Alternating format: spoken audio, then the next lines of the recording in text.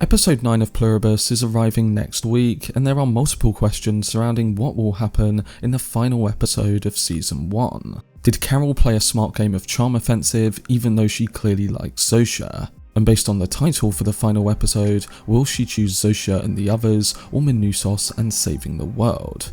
It will be interesting to see what route they'll go in, and based on what has been said about this finale, it sounds like we're going to be getting a lot of answers to our burning questions.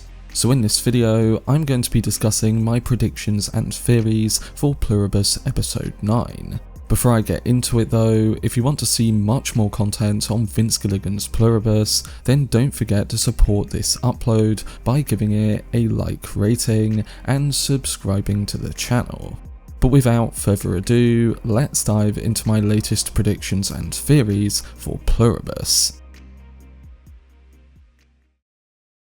So after the end of Pluribus episode 8, many of us were left with some big talking points going into the final episode of season 1. After weeks of isolation and suspicion, Carol tentatively opens up to Zosia, allowing her back into her life in Albuquerque and even spending a night with her among the joint community. But through all of her time with Zosia, the kiss, and the scene at the end set 2 weeks later, this isn't all just pointing towards romance between them.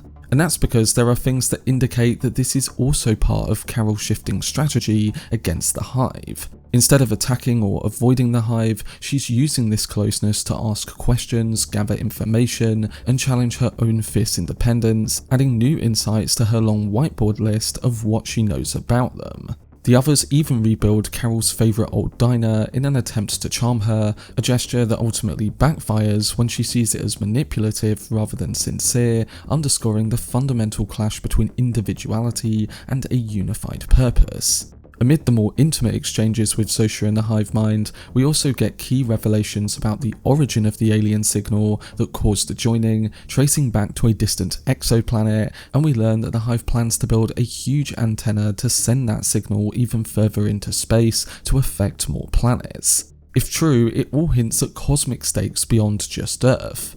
Furthermore, Carol also starts writing again, and while on one side this could show that she is getting back into the flow of her passion, the use of Waikaro and Raban is also a suggestion that she's using that as a clever diversion when it comes to her note-building process.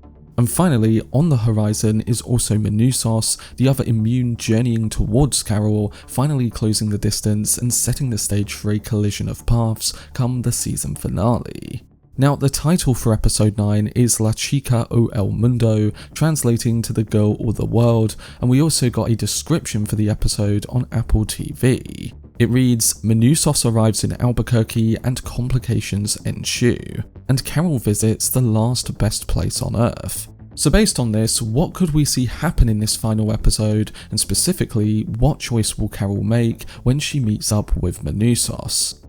Well, one of the most compelling theoretical pivots revolves around the meaning of that episode title itself. The girl or the world suggests a climactic decision point for Carol that isn't just about emotional choice, but the existential stakes of the entire series. At the end of episode 8, Carol allows herself to grow closer to Zosia after days of resistance, and she's still weighing her mission to save the world against the intensely personal connection she grows with her, and her reluctant role as humanity's resistance to the Hive Mind. The finale's title implies that Carol may literally have to choose between remaining true to her own heart in the girl and fulfilling her role in a mission that could impact the rest of humanity with the world. I think the looming question isn't just what Carol will choose though, as it may likely extend to why she would choose it, and how that choice reflects the core tension at the centre of the series. On one side, I think we're left wondering whether Carol will prioritise her growing connection with Zosia, a bond that has grown from suspicion into something resembling intimacy.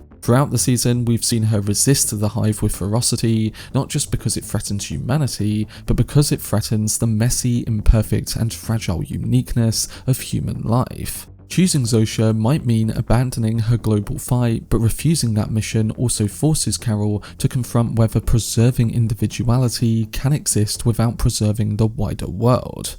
On the flip side, in choosing Manousos, he embodies uncompromising resistance. He's someone who has suffered and preserved outside the Hive, whose presence may force Carol to remember the world outside her bubble with Zosia if she has committed more to that route. If Carol chooses to align with Manousos' worldview though, that the Hive must be stopped at all costs, then her path will likely involve advocating for action that risks harm on a massive scale, potentially even killing loads of people to restore human autonomy. That choice would also reaffirm Carol's dedication to a fractured, painful world where choice and suffering coexist, but it would also demand confronting the moral weight of such resistance. However, I do think that there is another option here, and I think it is more likely because it involves both of these choices to some degree. And that is the option with choosing the world with Manousos, but doing so by building her intimacy with Zosia and achieving something that seemed somewhat likely come the end of episode 8.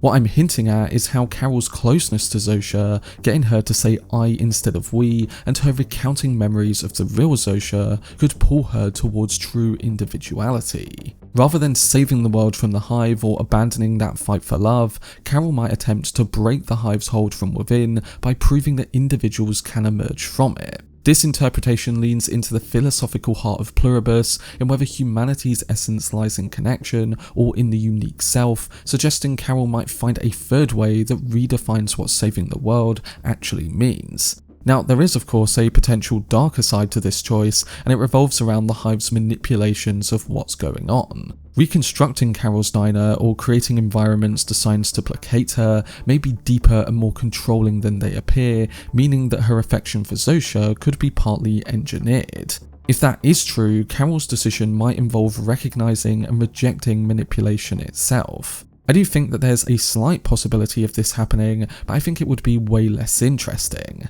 What I will say is that in choosing both the girl and the world, this will likely create a bit of conflict between Carol and Manousos. But again, this perfectly reflects the description of the final episode.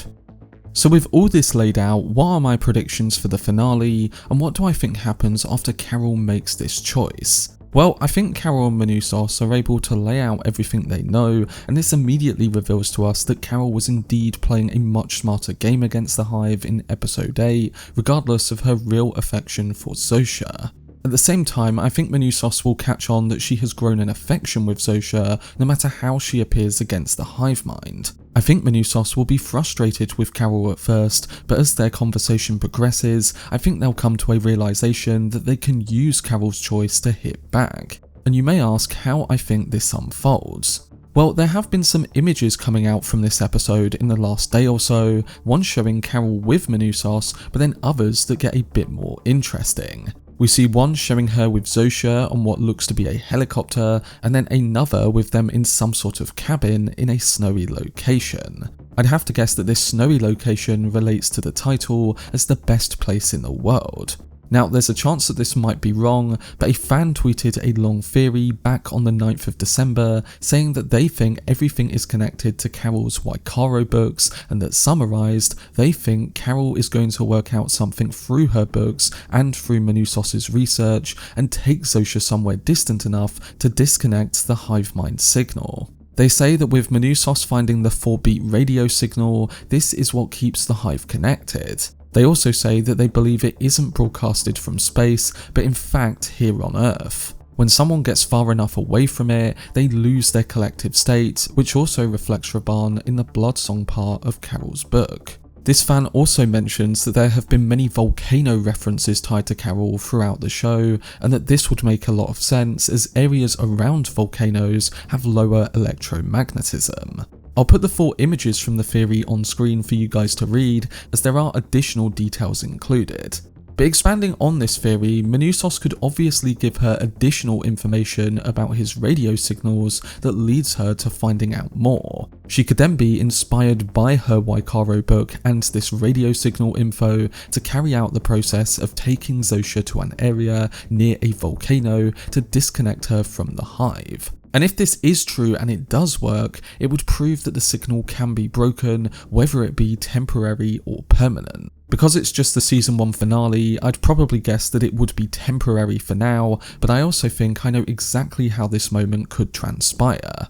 A reviewer who said they saw the final episode said that the finale has a laugh out loud moment at the very end. I was thinking about this comment for a few days and something came to me that I think fits in line with this theory and that laugh out loud moment. The idea that came to me was that what if when Zosia is disconnected at this location near some sort of volcano, we get a moment where the real Zosia speaks to Carol and says something to her in Polish. It would be a moment of complete shock and hilarity to end the season. Zosia said to Carol at the end of episode 8 that she has a memory of growing up in Gdańsk, Poland, talking in the first person about her childhood there and implying that the real Zosia previously lived in Poland before the joining happened. Zosia briefly uses the I pronouns when recounting this memory rather than only speaking as part of the hive mind. So if this turns out to be genuine information, then what if she does break out into speaking Polish and she doesn't recognise Carol when the signal is broken?